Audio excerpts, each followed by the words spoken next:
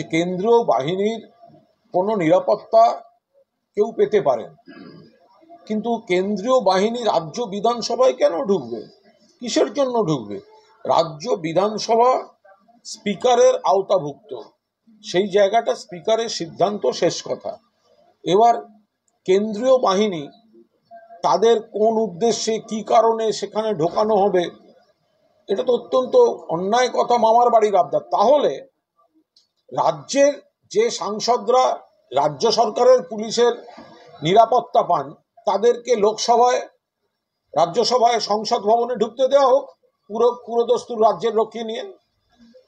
যদি কেন্দ্রীয় বাহিনীকে রাজ্য বিধানসভার ভেতরে ঢোকার মামার বাড়ির আবদার কেউ তোলে, তাহলে রাজ্যের যারা আছেন তাদের যারা নিরাপত্তা পান, যে স্তরের নিরাপত্তা পান, এক্স পান, ওয়াই পান, ওয়াই প্লাস পান, জেড পান, জেড প্লাস পান, তাহলে তাদেরও পুরো বাহিনী নিয়ে সংসদ ভবনে ঢোকার অনুমতিটাও দিতে হবে। বঙ্গভঙ্গের দাবি বিজেপি